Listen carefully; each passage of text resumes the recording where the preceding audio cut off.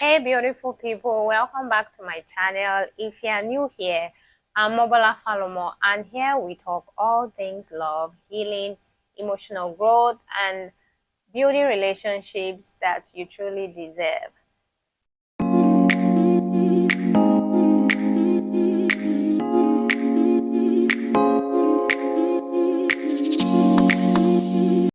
Now, throughout April, I've been having a powerful conversation on my Instagram, but most especially on my TikTok.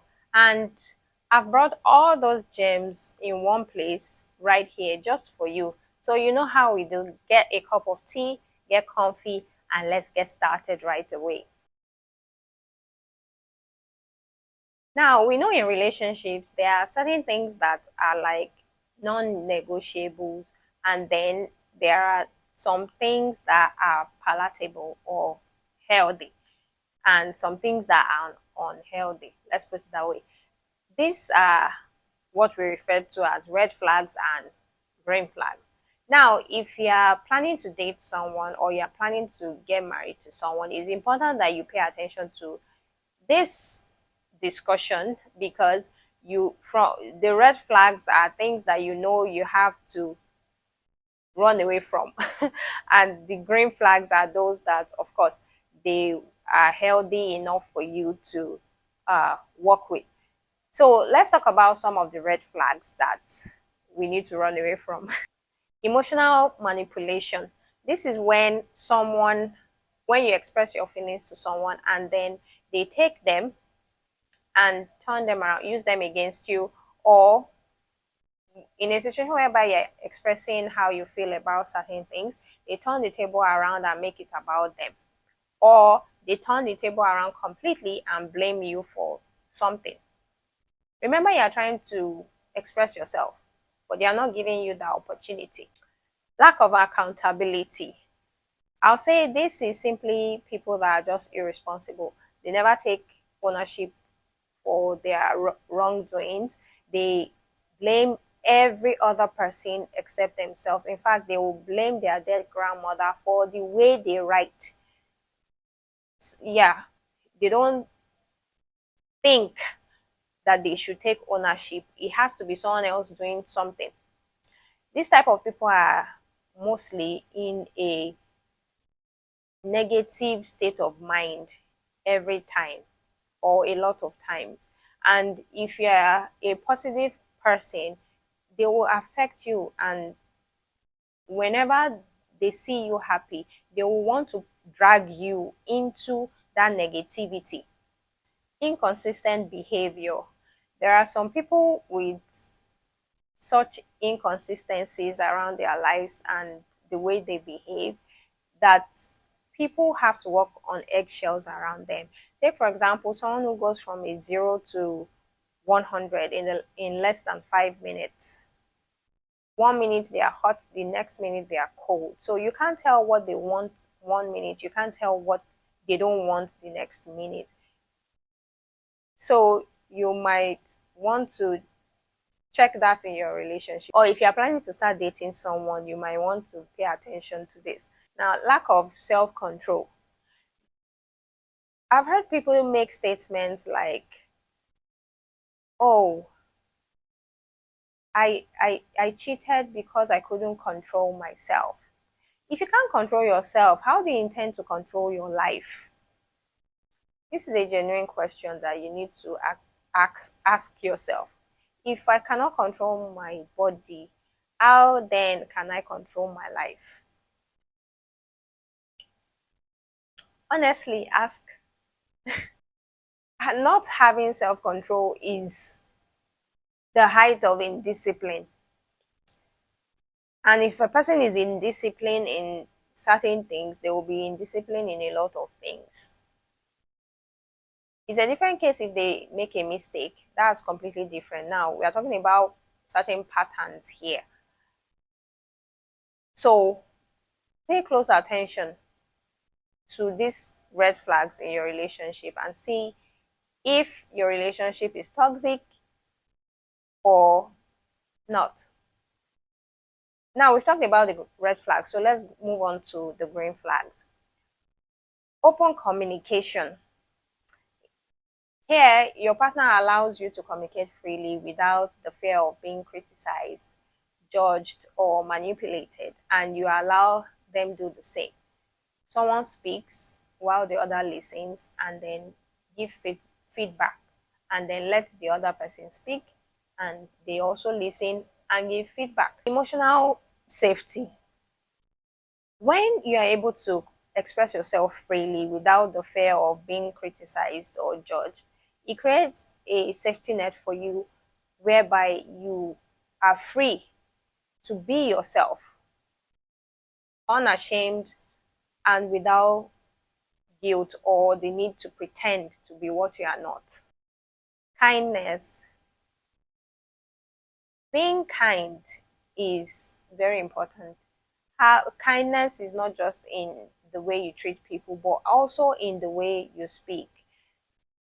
Check if the person you're dating is kind in with their words, with the way they behave to their family, their siblings, their parents, their colleagues at work, the cleaner, the waiter at the restaurant, the driver. Pay attention to all these little things as they usually go a long way.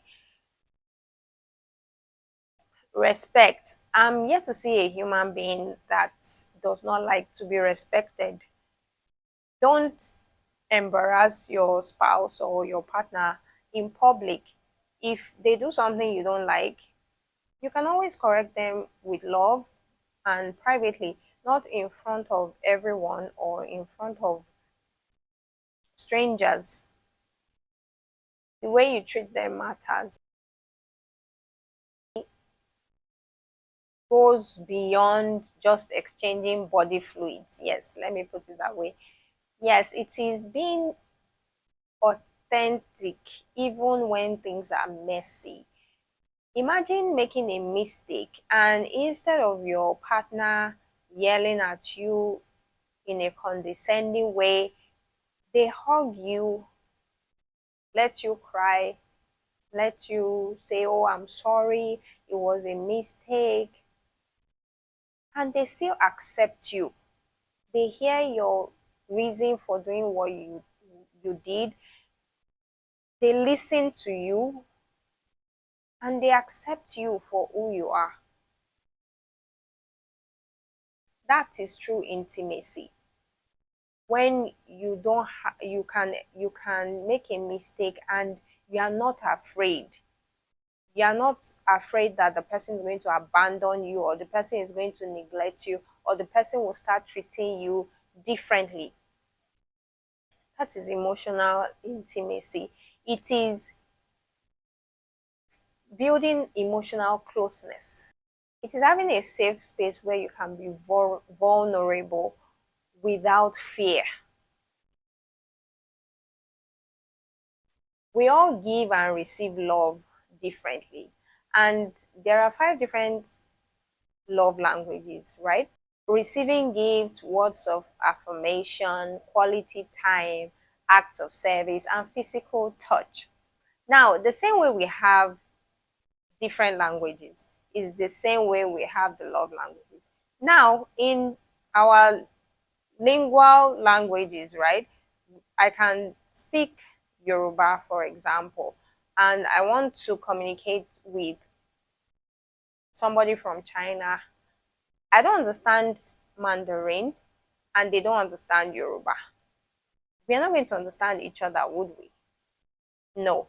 It's the same way with love language.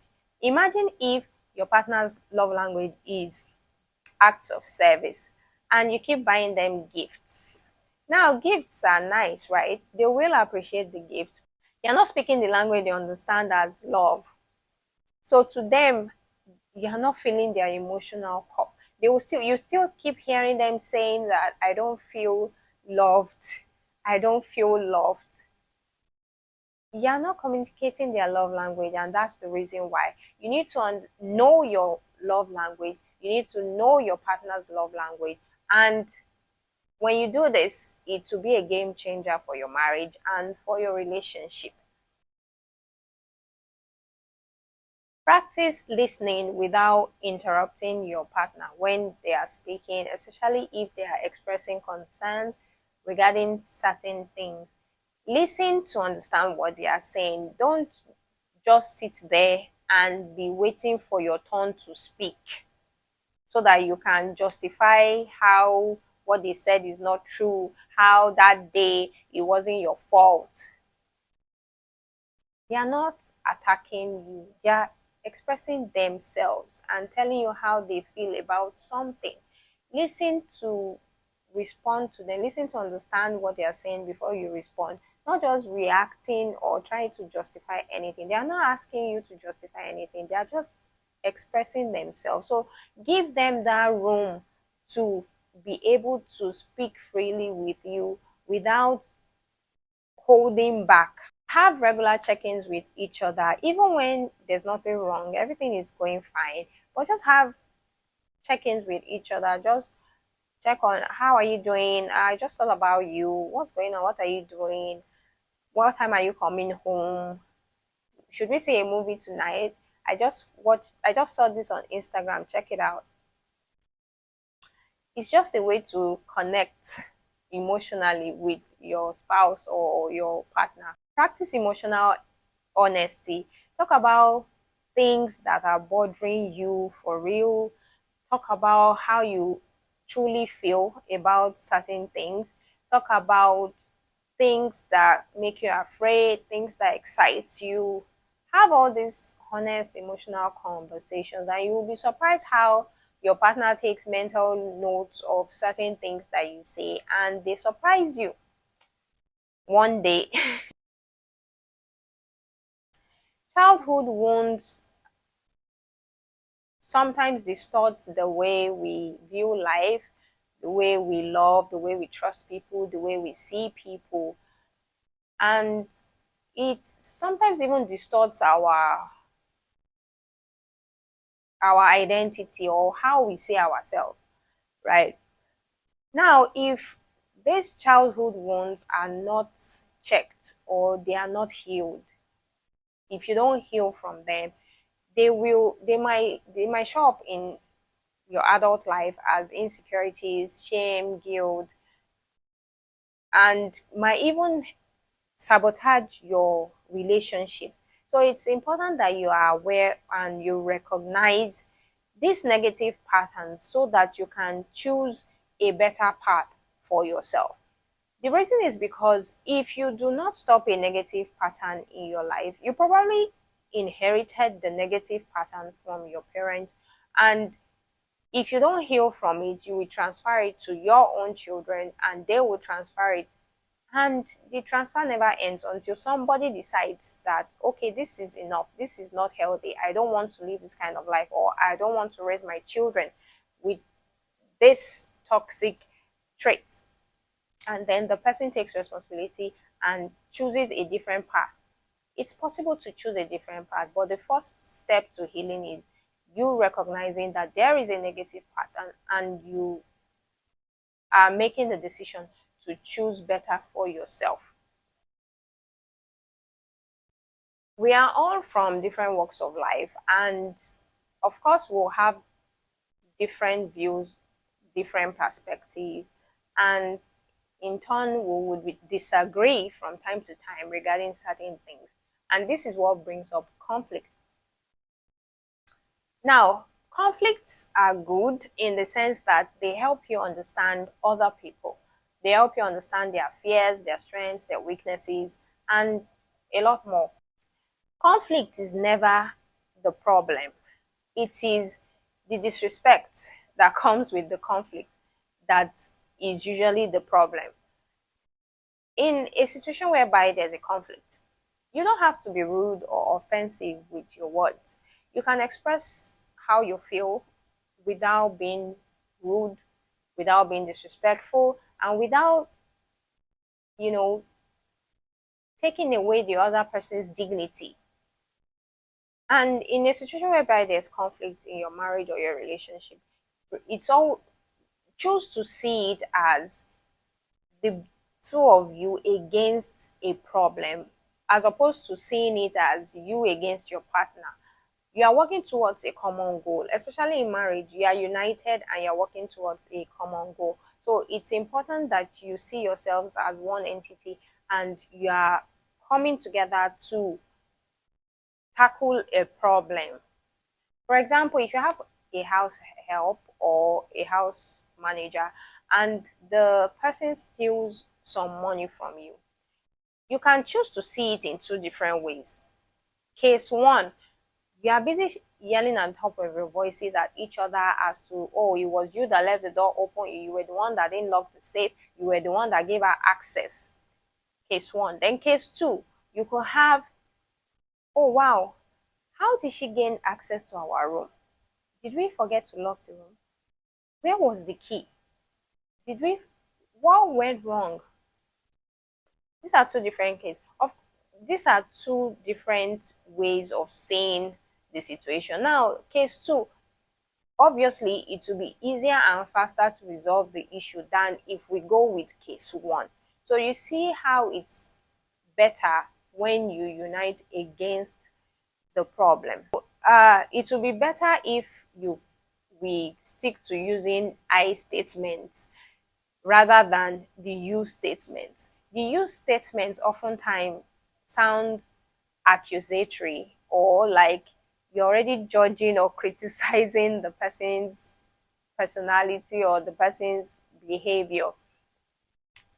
For example, you are always leaving your shoes at the door. And as opposed to, I feel leaving the shoes at the door is not, doesn't look good, because if we have guests, they might see it as unhealthy or whatever. But you get the point. So they are the ways we are trying to say the same thing, but I said it in two different ways. The person is more respect will be more receptive to the latter statement I made about how I feel like if the shoes are not by the door, when visitors come in, they don't see us as dirty people, right? As opposed to you saying you're always leaving your shoes at the door. Does that look nice?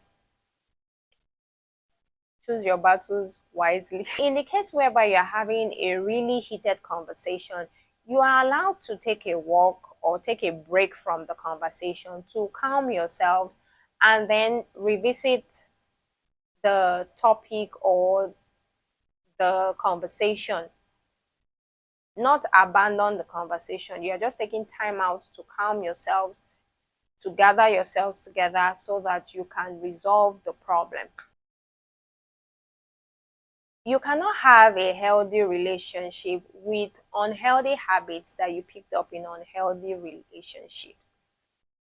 For example, if you were raised in an environment whereby verbal abuse was the thing, and you're dating or you're married to someone who they are very polite in their family, then you have to unlearn your own verbal abuse. Now, there are some other habits that we need to unlearn. All these habits are like survive or like defenses, right? That we picked up along the way in order for us to cope in with certain situations.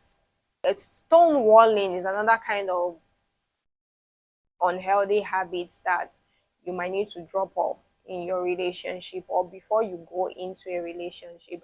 Silent treatment, if your partner did something and you're giving them silent treatment instead of speaking up or telling them what they did exactly, but you're being moody, you're being highly irritable, they don't know what they did and they're not mind readers. So you have to actually speak up and tell them what they did so they can make amends. And another unhealthy habit is mind games. Mind games is unhealthy because it might leave the other person in a confused state, and that is not fair to your spouse at all.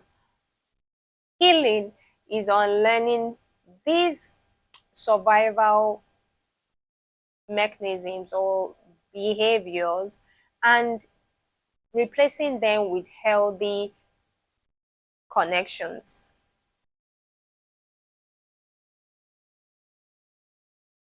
How to heal after being served hot breakfast.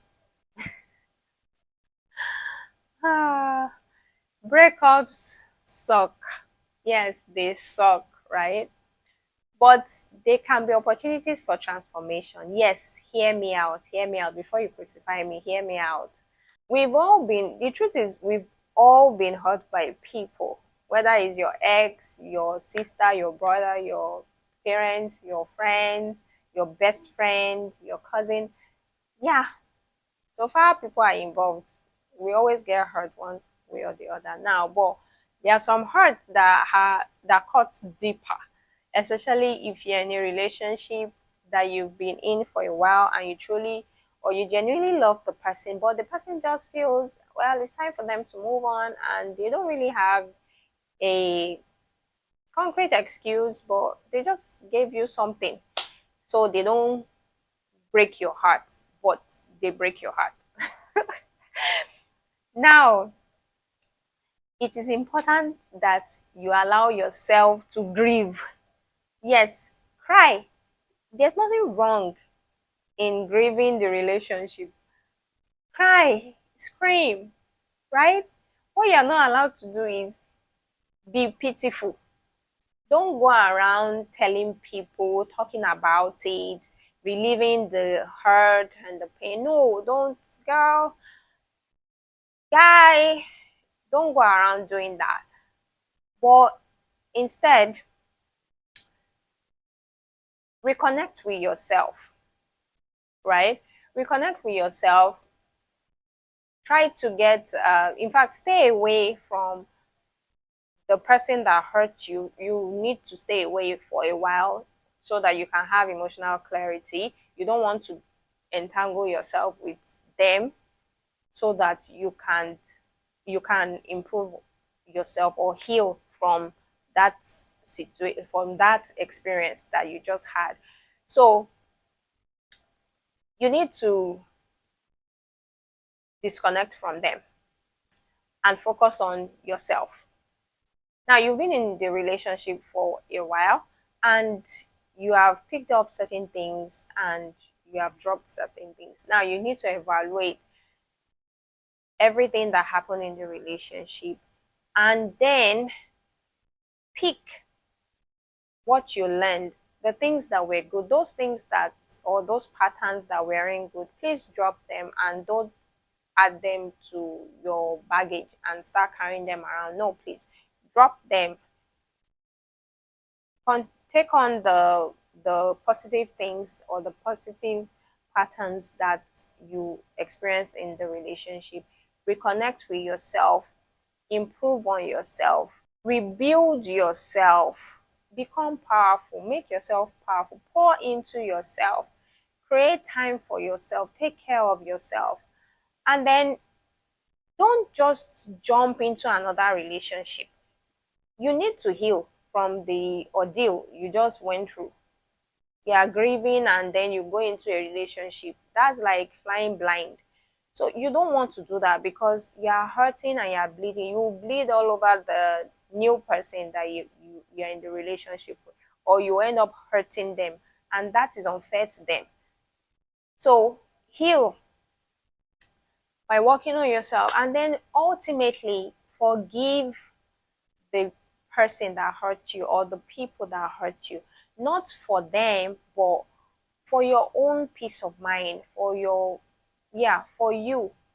Forgive them, work on yourself, pour into yourself, develop yourself, and build your self confidence, your self esteem. Healthy relationships don't just happen, they are built intentionally, and the steps you take daily will determine how healthy your relationship will be. And remember, it's a journey, it's not something that you do once and you forget about it. You keep working towards that healthy relationship and you keep doing better for yourself and keep working on yourself for yourself and working on yourself for your spouse.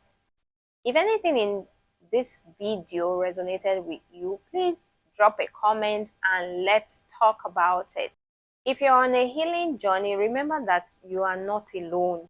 You are worthy of the kind of love that is consistent. You're worthy of the kind of love that is genuine. And you are worthy of the kind of love that feels safe. Like this video if you found it helpful. Subscribe for more content on love, healing, and soul care. Follow me on Instagram and on TikTok at the Soul Sync Method for heart-centered posts. I'll see you in the next video. Until then, keep choosing you.